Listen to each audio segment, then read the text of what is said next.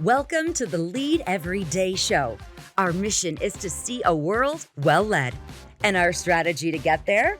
To empower leaders like you to lead every day. So let's get to work. Are you a positive leader or a negative leader? The answer to that question matters more than you think.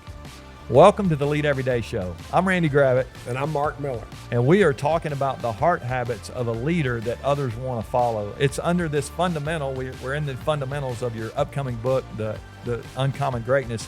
Those fundamentals are so important, and this one is embodying a leader's heart. And today, I want us to talk about heart habit number 2, to expect the best. This spirit of optimism, expectancy, I think it's huge for any organization, family, team, whatever you got going on. The leader really sets the pace for that. Yeah.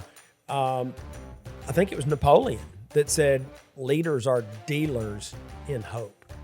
And if we can't expect the best, then who wants to follow us, right? Who wants to follow a pessimistic leader? I mean, imagine we're trying to rally people to a preferred future. Yeah. But if we're pessimistic, and maybe we don't believe the future is going to be better, you're basically saying, come follow me. It's going to be awful. We're probably all going to die, but let's go there anyway. Yeah. Who wants to go with me? We'll be bankrupt. Line up. Yeah, we're not going to make any money. That's not good. We're going to run off all our customers. Come on, let's go do this. Yeah, that's just not going to work. That's not the leader that people want to follow. Now, the good news, because there are people listening to this who tend to be more pessimistic. Okay, that's your temperament, that's your wiring. What I would say to encourage you is you can learn to be more optimistic. Now, if you don't want to be more optimistic, then you probably don't need to be in leadership, because it's going to be a hard life if you try to lead others from a place of pessimism. Our girls are all grown now. I remember when they were little, we would always read them Winnie the Pooh, and now we have a little grandson. He loves to hear the Winnie the Pooh stories, and they're fun with Tigger and Piglet and Owl and Pooh. That's great. But you remember Eeyore? I do remember Eeyore. And Winnie the Pooh, everything's negative. It's when the leader is the Eeyore, it's Drano. It sucks the life out of the room. It sucks the life out of a team. Ultimately out of the organization. It really does. And it is, optimism is the same way, but negativity is contagious, Mark. It actually moves from being negative to being, if we're not careful, it gets to critical, and I mean that in a negative way. It gets to cynical, skeptical, all those things. It erodes everything. It's a doom loop at that point. It is a doom loop at that point. But the cool thing is, when you talk about learning to be optimistic, when we do that and we practice being positive, I think there's power in that, and it actually is contagious. When the leader's contagious, people always watch the leader. You say it all the time. It's a huge opportunity for us to but let influence. me offer a disclaimer, or maybe a clarification. When we talk about expect the best, this still assumes that you're grounded in reality. We're not asking you to deny the truth, because if you do, you undermine your leadership in a heartbeat, and the chances of you creating sustained levels of elite performance are basically zero if you're not grounded in truth. So expect the best. There's a tension there, a balance. Maybe I'm looking for the right language. A fine line. Mm-hmm. It's like, even in the face of challenges, even in the face of obstacles, you still expect the best. And the reason you do that with integrity is you believe in your agency and the power of your people. That's what gives you the authority Believing make it better. To still expect the best. Yeah. You believe you can create a preferred future. Yeah, that's good. We talked about a few episodes ago this idea of looking back on our past, and then we talked about being grounded in reality. I think one of the things we can do when we look back on our past, we can learn from our mistakes and the mistakes of others. It's great, but one of the things we also can do that I think helps us here expect the best is we can remember the times that we've won before. And let's say we're trying something maybe harder than what we've done before, but there are things that we've accomplished in the past that they were really hard and we didn't think we could either. And so when we remember those wins, they really can propel us to future wins. Don't you? I mean, absolutely. I think that's a strategy to help you become more optimism, to acknowledge when you've had hard times before, you've had struggles before, you've had challenges before, and you prevailed. That should build your confidence. and make you better prepared for whatever it is you're trying to tackle next. Yeah, I just remind leaders all the time, there's greatness in you. And when you look back on where you've come from, and some of us, when we look back, you're thinking, I'm not even sure how I got here from where I started. It's because you worked hard and you've been resilient and you've had that sense of belief. And we say hope is not a strategy, but you do need to have hope. You do need to believe that your word agency, that you're going to continue to be able to make things better. I think that's great. And I think when we look back on our wins, those things in the past, I think back to years ago when I had a buddy who he challenged me. He said, let's run a half marathon. And I'm like, dude, I don't even run to the mailbox. That sounds stupid, honestly, when I thought about it.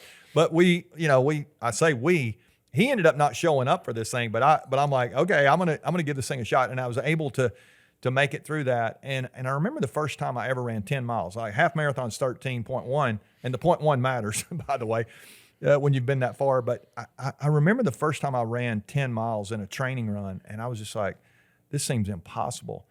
And then I made it, and then I made it through the half marathon. And then later on, I had buddies that would call me and say, we're going to go run. And I'm like, how far are you going?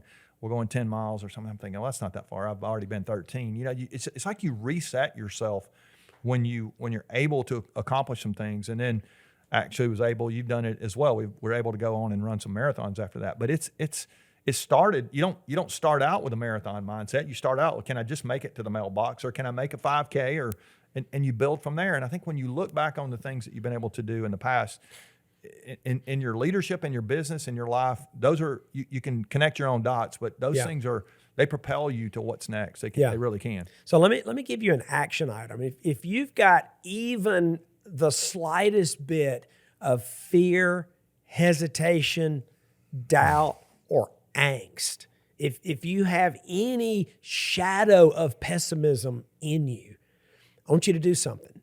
I want you to find a few minutes alone, and I just want you to document 100 wins from your life. And you can go back as far as you want. My guess is you could probably document 100 wins in the last year. Document those wins, and then see if you view your upcoming challenge any differently. I bet you will. I bet you'll be ready to run through the tunnel and take on whatever you got in front of you. I can do this. I think that's great. And last thing I'll say today is just, I think it's important for us to visualize. I mean, when we remember those wins, let's visualize that success into the future. Let's remember those, yes, but let's think about what really could happen. And I think when we have that mindset and we expect that something really good is going to happen, we can get the people around us aligned toward that, and do the same exercise with your team. What are some ways that your team has won? It can again propel us to where we want to go. And it's a heart habit of a leader to be a positive leader. I said yesterday that the wise leaders are the most fun to follow. They are if they're positive. And they're not wise if they're not positive.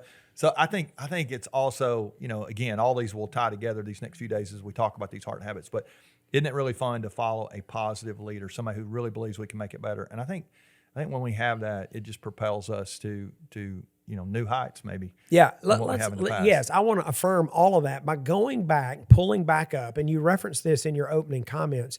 We're talking about the fundamental of embodying a leader's heart. And the working definition that we've assigned to that is when you and I as leaders lead in such a fashion that people want to follow us, then there's really no limit to what we can accomplish if we can raise up followers. This is so critical. I'm excited that you're with us on this journey. When you expect the best, good things happen. Yeah, that's great. So, all right, so we'll leave you with this thought. Don't be an Eeyore in your organization. You have to stay grounded in reality. I'm not asking you to be delusional and believe you can do things that are not possible. But things really do become possible when you believe and when you have that spirit of optimism. I hope you begin to work on that today. Make that list Mark was talking about, and come back tomorrow as we continue these 5 heart habits. We got another one for you tomorrow. It's a huge one. All these are important, but tomorrow's is really the buck kind of stops with you. We're going to talk about that tomorrow. Remember, the best leaders lead every day.